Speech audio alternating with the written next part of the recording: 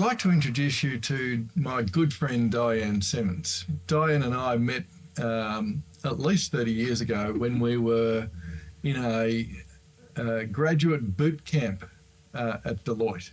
Since that time, Dianne's built an award-winning ERP software implementation business with 14 staff. Dianne, welcome. Thanks, John.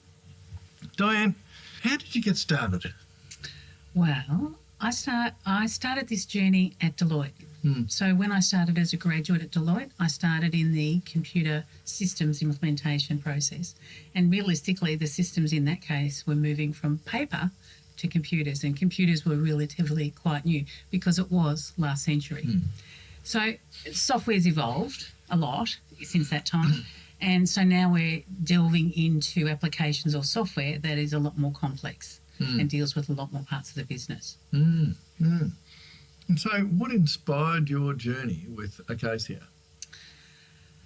I think that's all your fault, really. Right. Yep. So we were both working at Deloitte's and I was moved out to a suburban office, and you looked at it and you went, I don't think that's going to go anywhere for you. So how about you go and work for this small little company that was selling software to doctors? Now, I've got to tell you, selling software to doctors is hard work. Yeah. And basically within 8 months, unfortunately, that company went into liquidation. And so overnight I had to make a decision about whether I create a company myself or whether I go and work with a head office company that was doing the software. And after probably 24 hours of agonising decisions over Melbourne Cup weekend, I decided to register the business name and start the process. Right. And so the rest is history. So pretty much. And in November, it's 35 years. Oh, wow. I know. Gosh, you're that old. Yes, cheers, thanks. So what were some of the challenges that you faced and how did you overcome them? I think probably the biggest challenge is is whether you think you can do it. Tell me more about that. I think there's always a bit of self-doubt about whether you're able to do something. And, I think everyone faces that at some point in time, but I was very fortunate. I had a wonderful husband. I still do, by the way, same husband. And he said to me, look, have a go. You're starting a business at the worst time of year being November, heading into December. But if you can make the mortgage payments, I'll support the rest of it. I'll deal with everything else. And so basically from that point in time in November, I started, which is, again, like I said, the worst time of the year to start a business because most people have checked out in December and January. But I made enough to cover the mortgage and basically it went from there. I did have a lot of support from the software vendors that I worked with. Really? So they were encouraging. They were, if you like, giving me tips and tricks. There was no financial assistance at all. And realistically, back in the 80s, because that's what we're talking about, 1980, I actually worked from home for probably 4 years before I took on the staff member. Yeah. And so apart from the sort of those early year sort of challenges of, okay, well, how do I get enough sales to make a mortgage payment and how do I build a bit of a network and so on, what were then the next big challenges for you? A big challenge or a big, I don't know whether it's a challenge or an obstacle, was to decide to actually, A, take on an employee, and B, and that came about, that whole decision to take on someone was because I realised I was working 6 days a week and then I was doing all the administration on the 7th day. And at some point in time you go, is that wise? Is it sensible? Should I get someone to help me? And again, this was probably back when mobile phones were just starting. Bricks. Yeah, whopping big bricks of phones. So it was interesting to see. It was just that, I suppose, a bit of evolution to go, okay, I think I need someone to help me run this business or to at least back up on the administration side and deal with the first level support issues. And then to get an office and potentially to set up an office that I could run training classes where instead of doing one-to-one work, I could do one-to-many work. Yeah. So part of it was actually buying, that first employee was actually buying back your time. Oh, absolutely. And, you can't put a value on that. It's one of the hardest things to actually look at and go, okay, do I try and do everything myself Or do I actually look and go, okay, I can do X, but I know I can now outsource a lot of this stuff and get someone else to do this, this and this. And, you know, I still face that even now. How much am I going to do on the marketing side of things? How much am I going to do on the sales side of things? When I've got someone in the office that does a bit of the marketing stuff and I've got someone that does sales. But there's also a little bit of forcing yourself to give stuff to people to do. Yeah. And that's probably one of the hardest things to do, is to let go or to give permission to other people to do the job. Yeah, yeah. And so how do you find that from the point of view of being effective at delegating? I'm dreadful at it. I think once you work with someone for enough period of time and you build confidence in yourself that they can do the same job as you, then, you know, the ease of then passing stuff or handing stuff off is not so hard or not so difficult. You still want to know what the outcomes are, but at least then you're not having to do the day-to-day, the multiple parts of the job. I mean, I still, seriously, I still enjoy answering the phone and speaking to clients on the phone. That's still a highlight of my day. So, you know, that's what I do. I talk to people a lot. Yeah.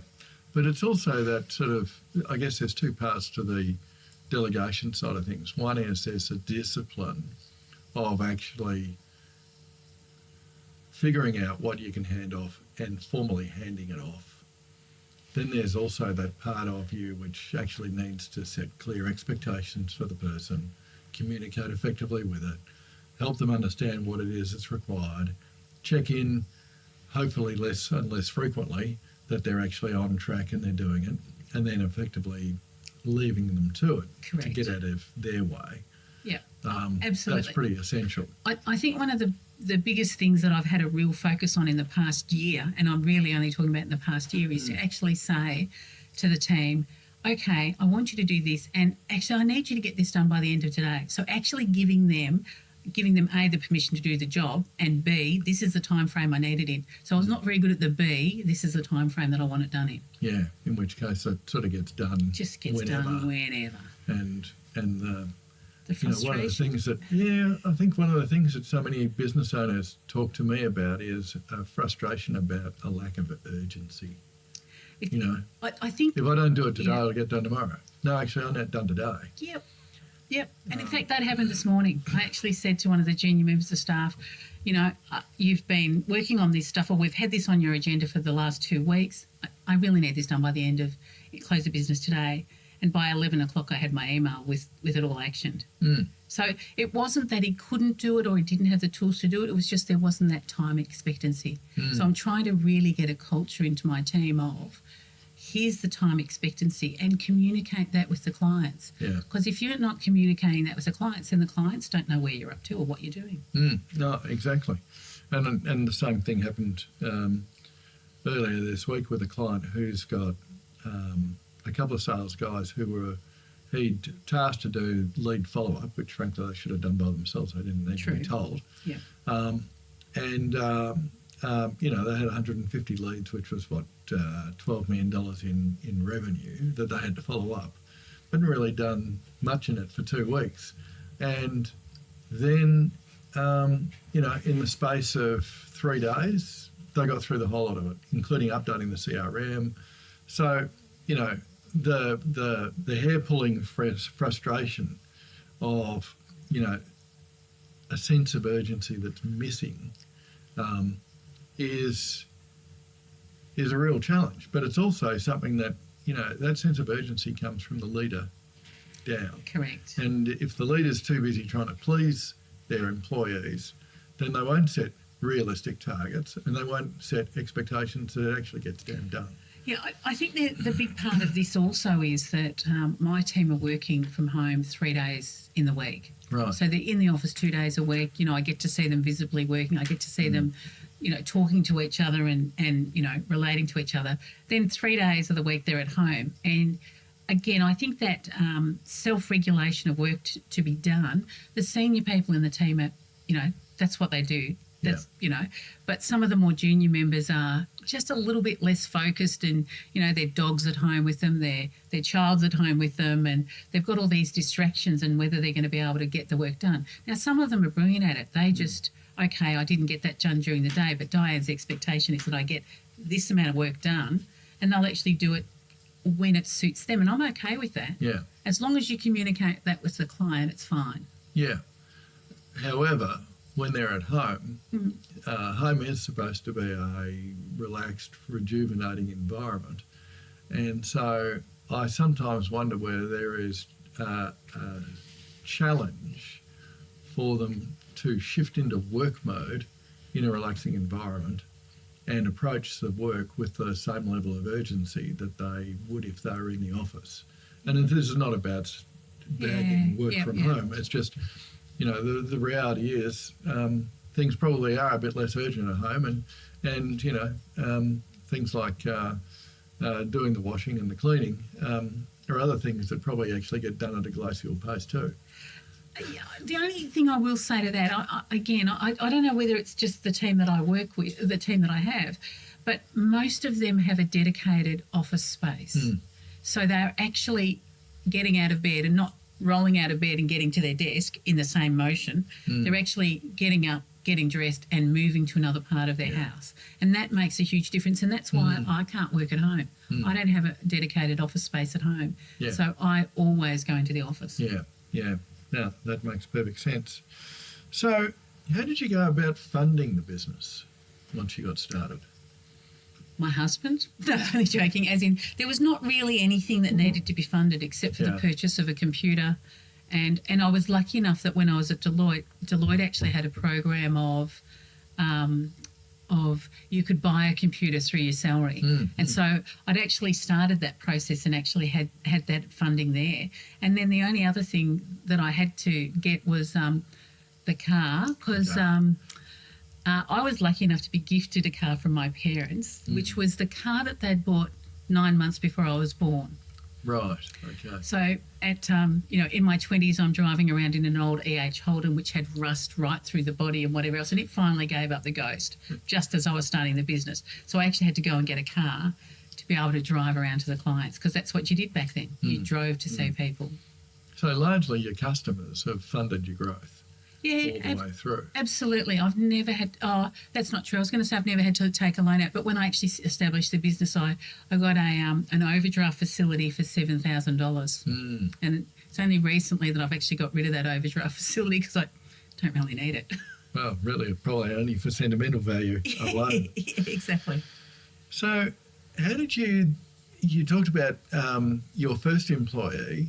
How did you then go about building and managing a team? I think as we got busier, as more clients came on board and as the roles of the people came in. So the first person who came in was in theory an administrator, receptionist type role, answer the phone, take down the details. As she became more experienced with the software, then she could actually do some of that software conversation or that first level, no, hold on, you need to do this, because she herself had been using other software. So then when we brought on someone else, we brought on someone who was incredibly junior, who was, I think she was only 18 at the time, didn't have a licence, so she'd take 3 trains to get to our office. But, and so then you bring on the next employee. So the next employee was actually a friend who came back from living in Paris, of all places. And she worked with us, and she was a very stabilising force in the business because she'd worked in a software support agency before. So she wrapped a whole lot of policies and procedures around what I was just doing naturally, which came to me naturally, but it set up that infrastructure for other people to join the organisation. So that was really the start of the Acacia way. Yeah, definitely. Right. And so is there now a really clear Acacia way? Well, that's a really good question. Look, I would say we have an Acacia way. Do we use it every time? No, we do not. I think there needs to be more rigour put around things that we're doing. We were talking before about, how do you send out emails that look the same to customers to make sure they get the same message, and, how do you have that same tone of language? or that same style of speech. We're still working on that, and I think that's hard. That's always going to be a continuous process because as new people come in, they try to bring their style to it, and you sort of have to iron them out and say, no, that's not how we do stuff. But they also bring skills that you may not have had, which also adds to the equation. True. Yeah. So whenever you bring a new team member on, and I'm about to bring in a new team member on Monday, and that whole process of induction and where do you find the toilets, all what we call the OH&S stuff. But then you've also got that overlay of, okay, when you send an email, it's important that you talk about this. It's important that you don't use 3-letter acronyms. My God, if I see an email with 3-letter acronyms. You need to explain things clearly to people and make sure you've spelt stuff out. So there's no ambiguity or uncertainty. It's got to be really clear. Yeah. So how did you go about educating the market that A, you exist, and B, that you've got an approach that's a bit different? Ooh. Because you've got plenty of competitors in your market space. Yeah. Look, how do you stand out? We've got competitors both deploying the same software as we deploy, which is MYOB Acumatica, which used to be called MYOB Advanced. And that's a product that's been in the Australian market for 10 years now, and still people don't know about that product, let alone know about Acacia. Yeah, because MYOB, people just think about the thing that they buy off the shelf at Officeworks. But this is not it. No, this is not it. This is that next level up where you've got better control over your stock, you've got materials planning if you're doing manufacturing, you've got project costing if you're doing projects, you've got a CRM inside it if you need a CRM. So it's way bigger than what that MYOB product is. So who typically would use that? Typically businesses that are having, maybe 12 to 15 plus employees, like that'd be the starting point. And ideally from our purpose, we like to have a reasonably high level bookkeeper or accountant. I don't want to have to be teaching people how to do accounting. I want them to say, okay, you've got a tool that I can use. How's best do I use that tool? Yeah. So how do we make ourselves known? I think just talking about it, being part of conversations, writing articles on LinkedIn, responding to a variety of different platforms. MYOB is also good at not endorsing us and, not doing anything like that, but at least giving us a platform to talk about it. And that's, really, really encouraging from that perspective. And the same thing happened with the previous software that we were using as well, that we're no longer supporting, was the software vendors are encouraging and supportive and more than happy to give you a platform to talk about. So then how do we differentiate ourselves from the other people? Yeah, because they're doing the same thing for everybody else. Well, we're not. We're not, because we're different. But that's what the suppliers are doing. They're offering the same support to everybody, I guess. So how do you differentiate yourself? To the marketplace? Yeah. I think via our personalities and the fact that we're not a huge organisation. So often with some of our competitors, they're large organisations, and the way that you have to interact with them is either via a portal or via an email trail or something. Whereas, as I said to you before, if you phone and if all the other consultants are on phones, I'll pick up the phone. Because my attitude is, if someone's got a problem right now, and if it's one of those problems that's not going to let them sleep at night, or as I put it to my staff, if they're hanging from an edge of a cliff and their fingernails are bleeding, then we need to answer the phone and we need to help them. It's got to be a now thing. You can't push people aside or whack them into some sort of queuing system. Yeah. So customer service is pretty high on the list of differentiators. Yeah, very high. And I've never really surveyed the clients, but I survey them in quite a different way, and that is that a lot of our clients we've had for more than 20 years. Yeah.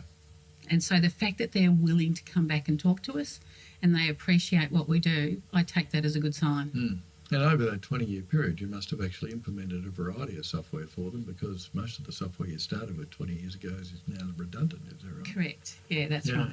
Yeah. So we've taken them from whatever platform they were on and we've put them onto another platform if it suits their business. Like at the end of the day, any client that we talk to has to see value in the process that we're introducing to them. And if the product that we're showing them they can't see a value in, or conversely they can't see a value in our service, then they shouldn't deal with us. Mm. Mm. That's the short answer. And I mean, it's probably the same with you. If your clients can't see value in what you bring to the table, then we have to stop. We have to stop. Exactly. Yeah. So,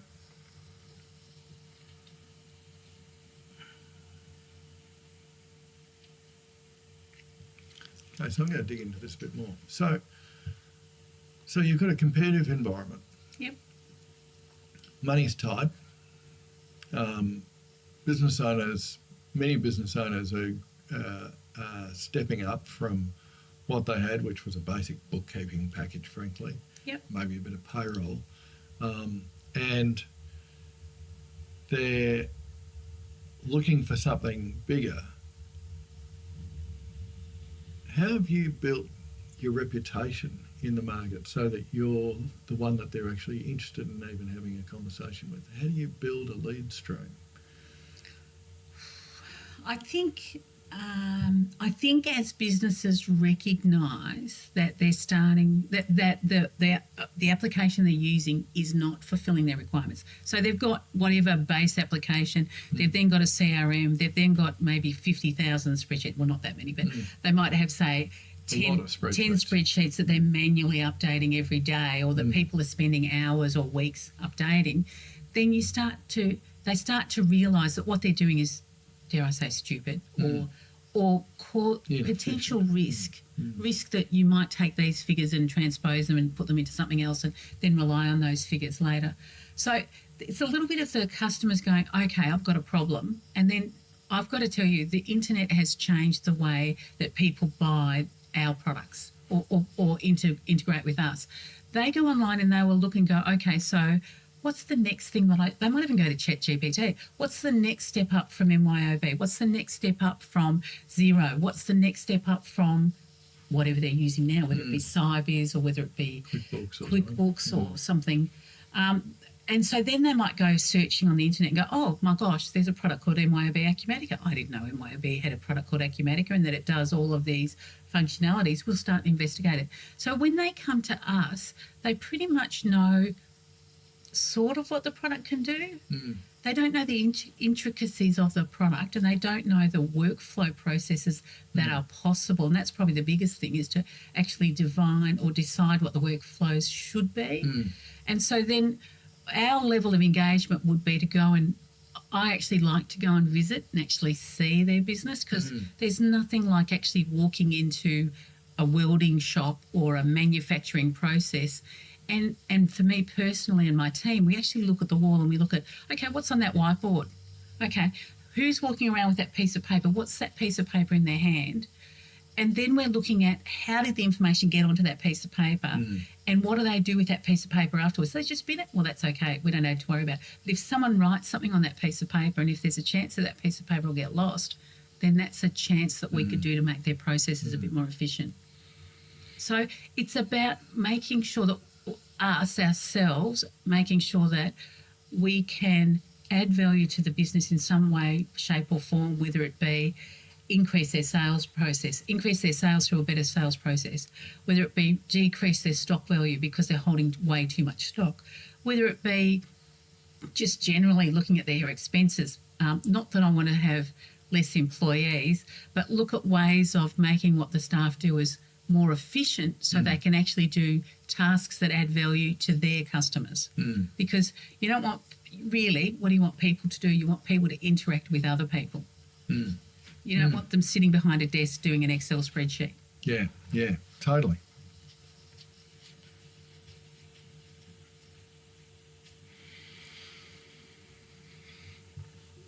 So I said at the start that you're an award-winning business. Tell me a bit about the awards and accolades that you've collected over the years.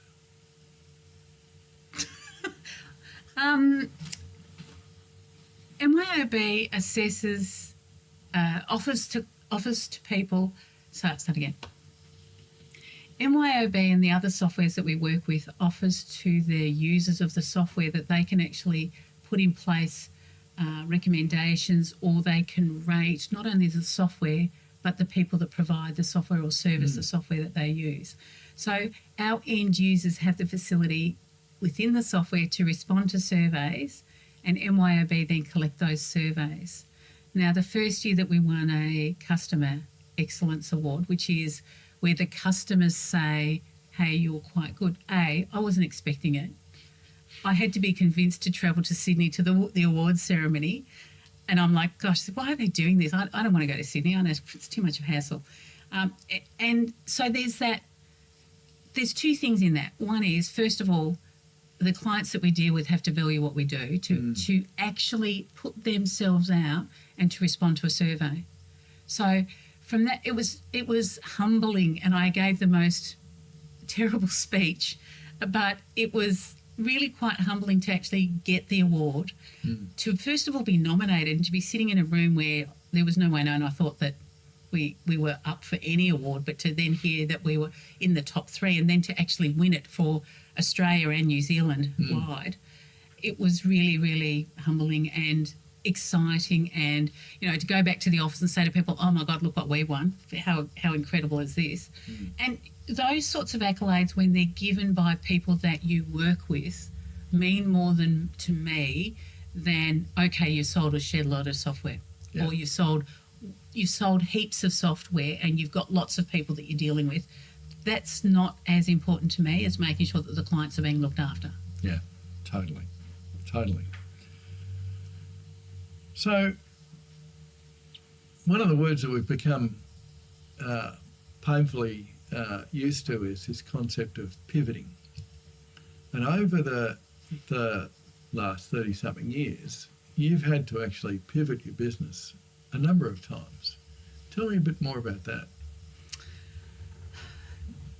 I look at this and I go, why did we pivot, or why did the business change? So in the times of where the business changed dramatically, we're typically taking advantage of an opportunity. So in 2+ cases, I've had people that decided for whatever reason that they no longer wanted to deal with the software that we were dealing with. So dare I say, in the marketplace, we used to be competitors, but we had a healthy relationship. And so at some point in time, they decided, okay, we don't want to do this, or financially we're not capable of doing this. And so at that point in time, I then took over the staff and the list of clients. So that's one way that we did it. And in one particular case... So that was sort of 2 acquisitions. Yeah, 2 acquisitions. And in one particular case, it was bringing on a team that was already a team and trying to integrate them with my people that were also a team. And I definitely would say that was not an easy thing to do, because I brought 5 people into a company of 7. So you've got tribal council. Yeah. Survivor. Absolutely. And so, bringing those 5 people in who had preconceived ideas about what they did, how they did things, that way, whatever, and then having them almost dictate to the existing employees, well, this is how we're going to do stuff because this is how we've done it and it's been very successful. So that was a little bit about managing people, and unfortunately I lost 2 very good people as part of that. Not my staff, the new people coming in didn't enjoy the change, or they I don't know what, who knows. I mean, they're still very good people and I'm still in contact with them, but they decided to move on. The other one was a much smaller team, and the people that were in that company, some of those people were consultants that I was aware of and that I held in high regard. So I was almost jumping for joy when they approached me, because the staff were incredibly capable. And again, when those staff came on, they were just a breath of fresh air, because their expertise in the different areas really added to my team, and they fitted in so well. So I sort of look at the 2 experiences and go, both of them were ultimately good experiences, but the team where I brought in the 5 people, God, that was hard work. Boy, was it hard work. Whereas the second team, maybe it was my maturity, who knows, but it was a very different experience. What do you think was the key learnings from that? I don't know. That's a really hard question. I think the key learnings are to make sure that when you bring people in, you actually outline what their expertise is to the other team members, so that all of a sudden you're actually getting a real respect built. Yeah. So there's new person coming in, you've got this experience and you're known for being an expert, but hey, you also need to recognise that I've got these existing people that work with me and they've also got a huge amount of experience in that software. Because, from that point of view, MYOB has 2 enterprise products at the moment. They have MYOB EXO and MYOB Acumatica. Now, MYOB EXO has been in the marketplace in Australia as the company, or as the brand name Exonet, since 2000. And that was one of our pivots, was to take on new software. Right. And from that perspective, so we've got a team of people that have got 24 years experience behind them. Yeah. So from a customer perspective, if a customer comes to us and they've got problems with their existing provider, it's typically because the providers have moved on, the consultants have moved on, they don't really know how the software works. So at least we've got that background of, core competent people who know the ins and outs and can virtually tell you off the end of a phone call, your problem is this. Yeah. So one of the keys to your success in integrating those two businesses has come down to how you've tried to meld the cultures on the basis of respect for each other's absolutely expertise. Yeah. Yeah.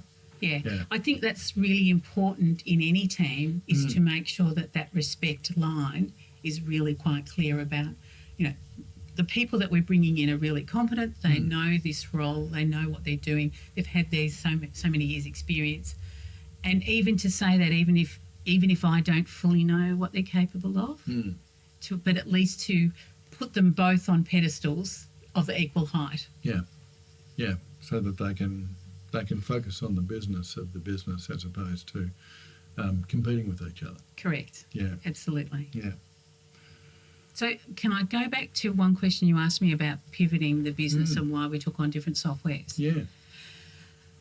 Since the early 1990s, we'd been focusing on one software application, and whilst that company was very supportive and very encouraging, the software product didn't really move or didn't really change.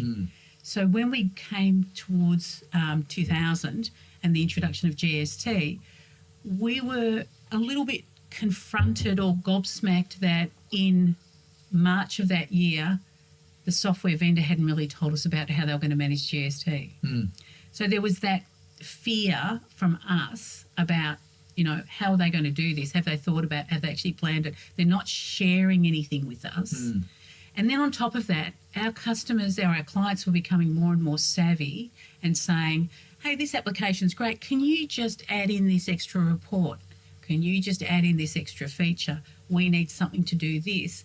And that software at that time really wasn't capable of doing that.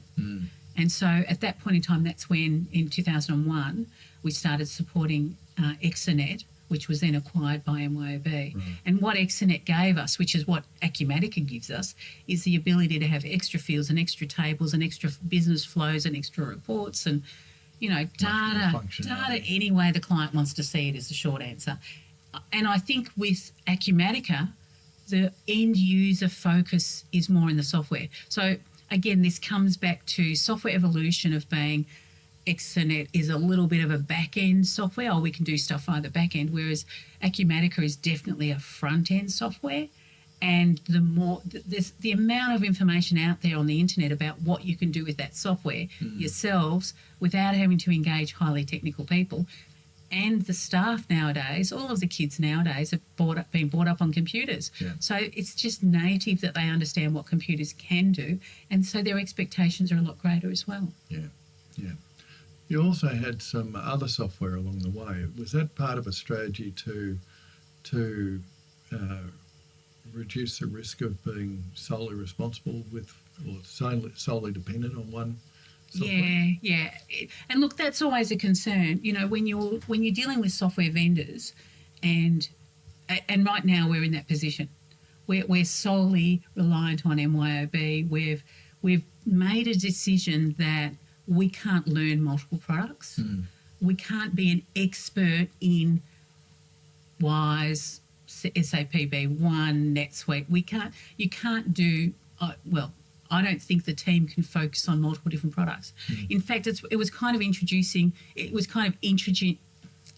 interesting introducing MYOB Advanced as it was known then. The people that have been using EXO for 17 years, to try and get them to take on a new product that, dare I say, they didn't have the expertise in. It was quite confronting for them. So, in fact, it was actually easier for me to bring in other consultants who had no experience in other products, and they took the new product and ran with it and developed. And if you like, we now sort of have a reasonably clear differentiation with this is the MYOB EXO team and this is the MYOB Acumatica team. And even further than that, within the Acumatica team, we then have the payroll specialists and the business specialists and the manufacturing specialists.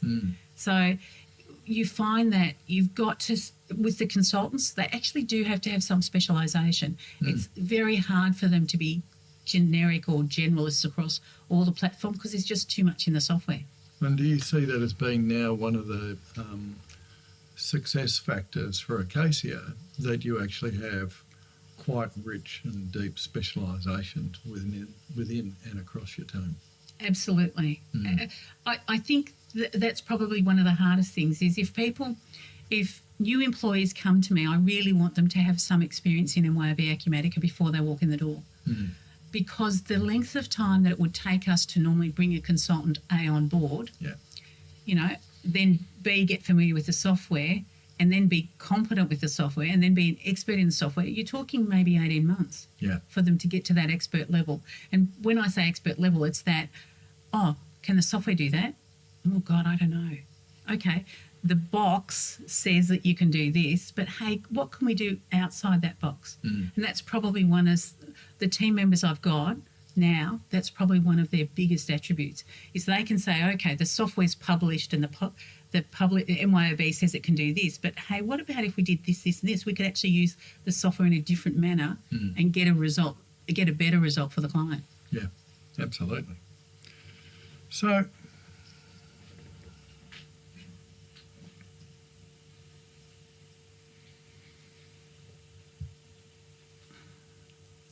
tell me about the leadership of your business from the perspective of your advisory board and your advisors to help you along the way. How have you negotiated that?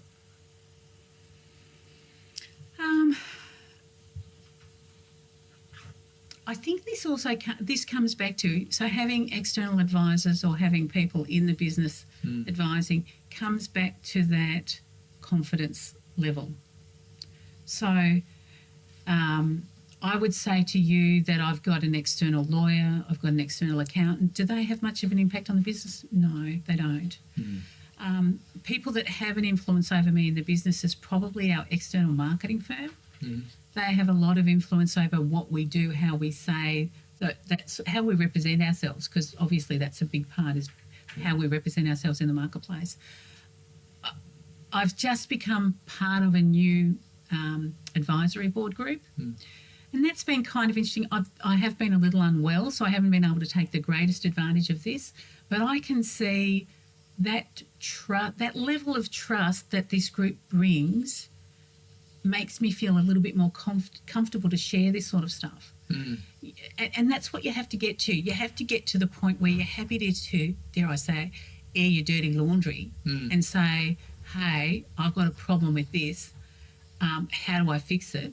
I think there's also one thing I didn't get as a graduate, which is when I talk to graduates now, I say to them the best thing you can do for your career and the best thing for you can do if you have a business is actually get out there and talk to other people. Network, think your socks off. If what you'll find is that, okay, you may not be an expert. Well, I'm definitely not an expert in leasing finance or finance of equipment.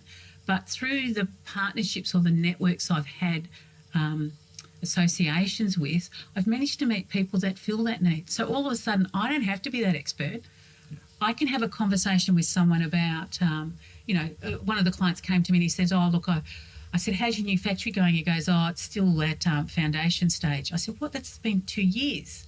He said, well, yeah, I can't get the finance. I'm dealing with two of the major banks and they just keep asking for more figures. They keep asking for, all of this information. And he said, and I'm not getting anywhere. So I'm just sort of, and he said, and in the meantime, the costs of all the materials have gone up. And so the cost of the project's gone up. So at that point in time, I said to him, look, I've met these people, this second-tier bank, and their focus is on businesses. You need to go and speak to them. And I'm really pleased to say he's actually talking to them as we speak, which is great. And that, when I thought about that as a graduate coming out of university, I didn't quite realise that that's actually the gift that other people bring to you. The fact that you can actually say, oh, I know this person who does this. I know this person that does equipment lease financing. I know this person that does marketing. I know this person. I know this person that does videos behind the camera. Thank you, Robert. And, even yourself, John, mentoring. You mentored our business for 3 or 4 years, and it was all about me opening my eyes to what's possible. When you start a business at 23 and the business grows over time, you don't necessarily put in place the right structures. You don't necessarily put in place the right tools or or anything. Well, you're largely self-taught. Yeah, I am. I am largely self-taught. Well, but all business owners are largely self-taught. Very few of them have actually got, like you have, a business degree. Yeah. And a business degree doesn't prepare you to actually run a business, let alone set one up from scratch. Yeah, no, it doesn't. And, so I think there's that whole, there's this whole process that business owners that have been running a business for more than 20 years actually need to step outside the business and bring someone else in, for someone else to actually look at the business and go, hey, what are you doing here and why are you doing it that way? Yeah. And it's only through doing that you'll actually get a really valid opinion about, well, Jesus Christ, why are you doing that? I mean, it's a little bit like what I do when I actually go out to manufacturing businesses. Exactly. I go for a walk around, I look at what they're doing and I say, hey, why are you doing that? That's the way we've always done it. Yeah. And it's that. And that's actually one of the things that I've noticed when I've taken you out to my clients is that you look at their business from a different perspective. You've got great diagnostic skills and great observation skills. And because you know manufacturing businesses or process manufacturing businesses or food processing businesses or freight businesses or medical devices businesses, you can go in there with that wealth of knowledge and ask the obvious questions that help them sort of notice that actually, I don't know why we still do it that way. Or is there another way to do it, which is the other question. Yeah. Look, I'd agree with you. One of the biggest things that you and I as external consultants can do walking into a business is to ask why. Why are you doing that? Yeah. Why do you do it that way? Why do you do it that way? Yeah. What value does it add?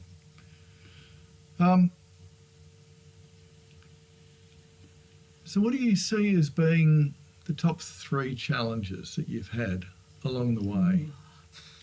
And how have you dealt with them? Probably the top of the list. Actually, no, you're right. There's a few tops. Probably the top of the list is staff. The hardest thing is to get someone that I can, I might sound like I'm a little bit difficult, but to get someone that follows my ideas about how businesses should be run. Having an employee in the business who is not following what everybody else is doing is a real disruptor, to the point that everybody just gets on edge, and that whole negativity. It's not that the person might be negative, it might be the way they conduct themselves. It might be, what they're doing inside the group and how they're managing or presenting themselves. Yeah. And creates that friction. Huge amount of friction. So that for me is probably the most critical thing. The other thing is software. Software has upgrades. Software has nothing is 100% bug free. It's that whole so client A rings and says, I've got this problem, and you go, is it really a problem? Is it the way they're using the software? Okay, go and investigate. What do you know? As while you're investigating that, client B's got the same problem. client C now starts to talk about the same problem. So then you know you've got a bit of a cohort. But you do start to doubt, I start to doubt us as a team. Have we not done the training right? Yeah. And are all of our clients experiencing this because they're all doing it our way and it's the wrong way? And it's only when I actually get to talk. So I do talk to other consulting practices in this space and actually ask them the question, how have you approached that? And then if you get, 6 pings in the same millisecond that, hey, yeah, we've got the same problem. The CrowdStrike problem was a big issue. At 2:30, I had one client ring and say, hey, I've got a problem accessing my database. I'm like, well, hey, it's Friday afternoon. It's telling you to go home. Joking, laughing it off. Then when the third and the fourth comes online and then you start seeing that our access to the system is also failing, and then you start, you go online to the Age or the ABC News, well done ABC News, was the first to actually report that it was a problem that was worldwide. So basically from 2 o'clock till 5 o'clock, we were fielding calls saying, hey, my system's not quite working.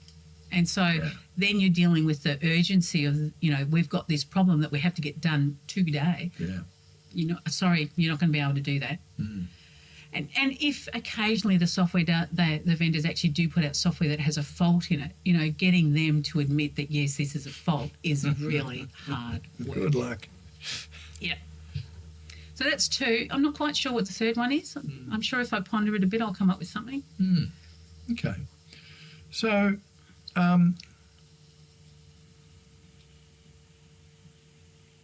you've now been in business for 30-something years. I like the Do you something. like that? Yeah, cheers. 30-something years. What advice would you give 25-year-old Dianne? Oh.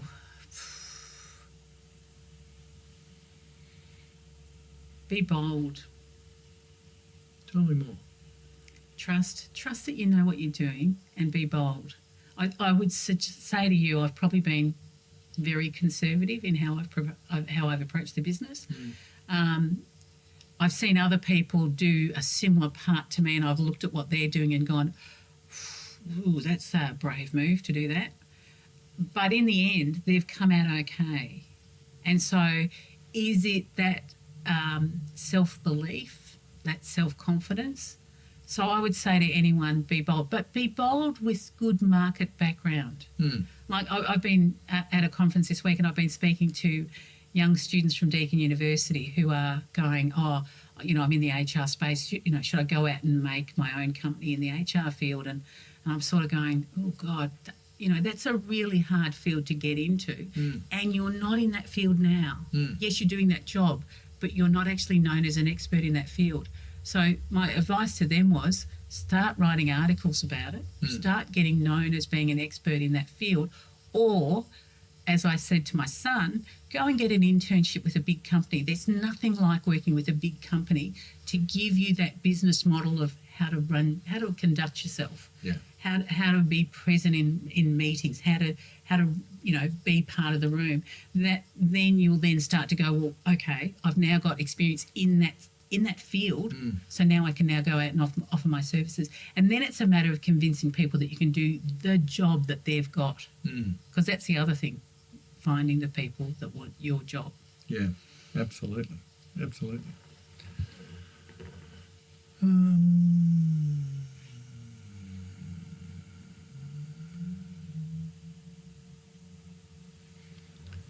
So what do you think's been your number one success? No, you need to ask it differently because I don't know what you're asking me.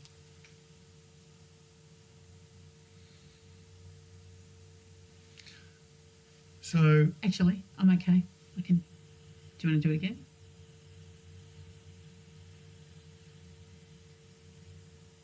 Yeah, I do.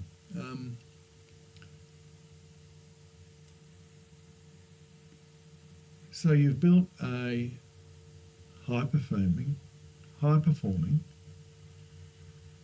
very competent team that serves its customers really well, as judged by their longevity.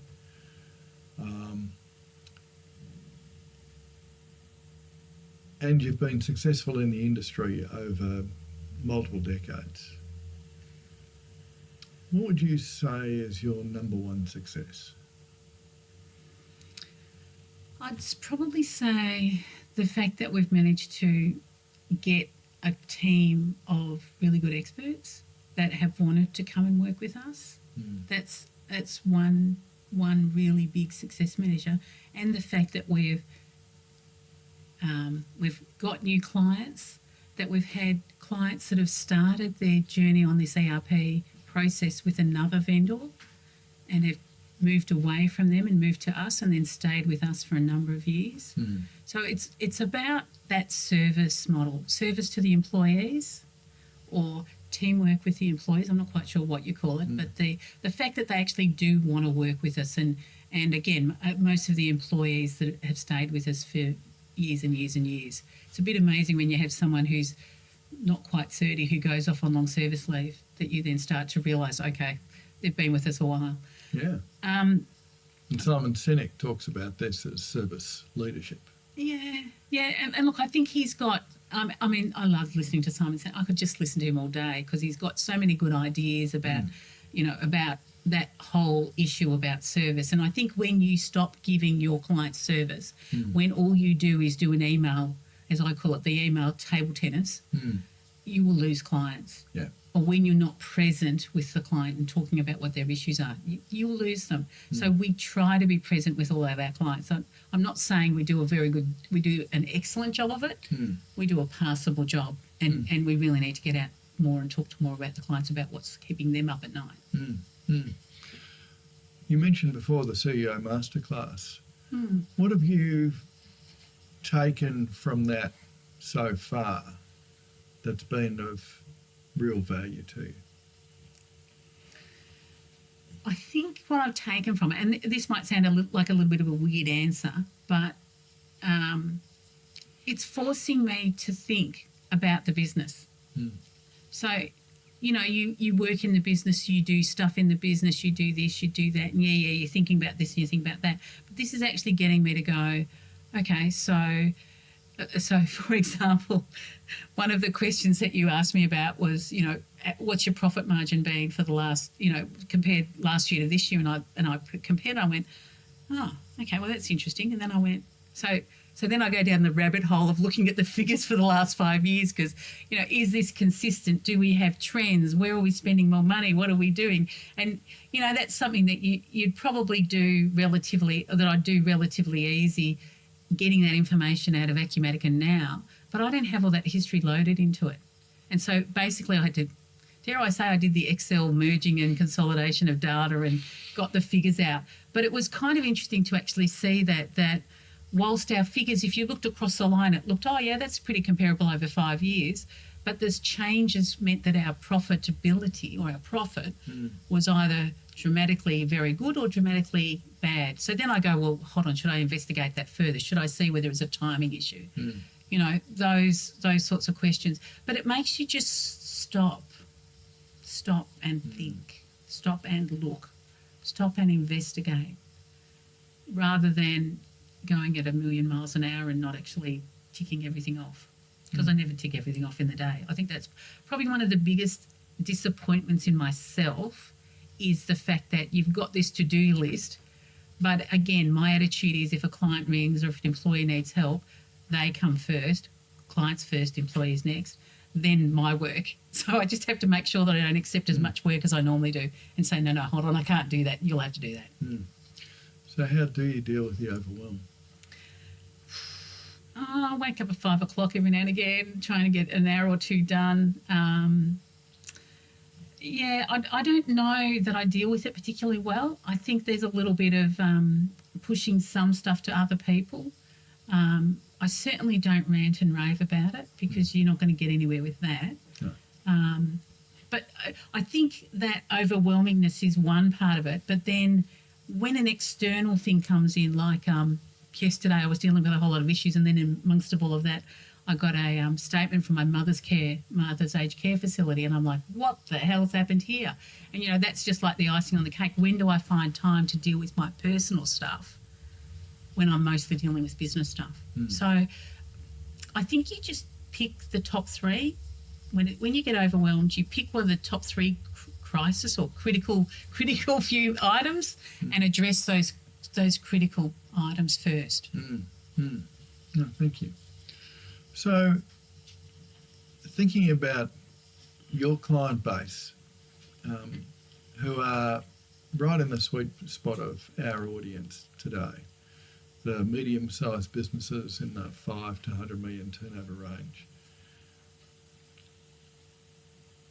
what would you tell them would be one or two of their critical few actions that, if they did nothing else, would help them improve their business? Get your staff right. Look at each individual person and look at what they add or distract from the business, and then make some conscious decision to either improve that person, or if you can see that they're not going to change, get rid of them. Just move them on in the best possible way. I mean, make sure you do it with proper structure of giving them the opportunity to improve themselves. But if they're not going to improve themselves, then they're just going to bring everybody else down, and you want to lift everybody up to that level. So definitely, I would say to people, staffing, check your staffing. Get your team right. Get your team right people on the right seats on the right bus. That's preferably pointing in the right direction.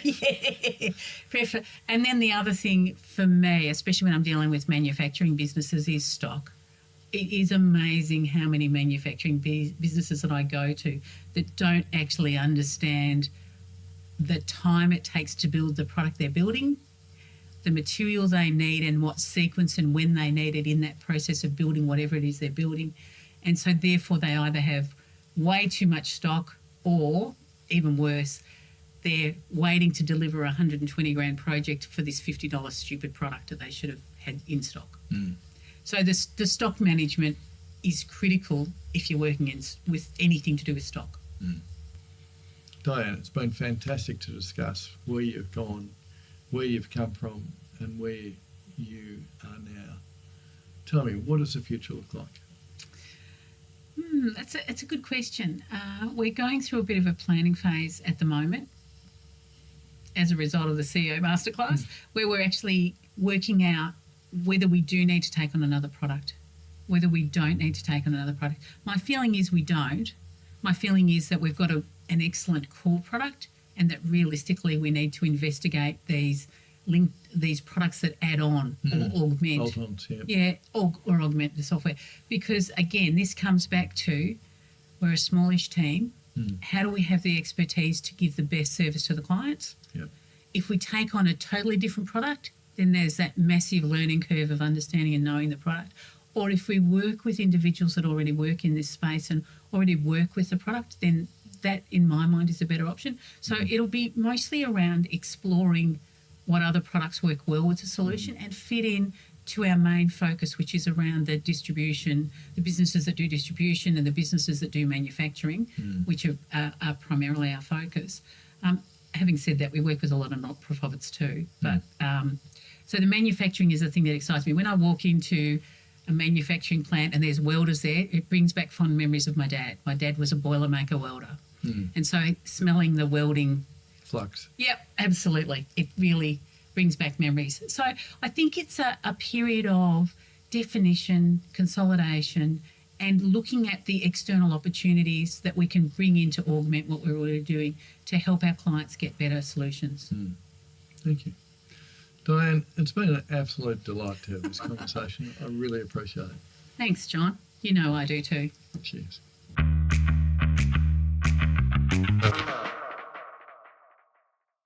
The Critical Few Actions podcast, including show notes and links, provides general information only and is not individualised business advice, nor can it be relied upon as such.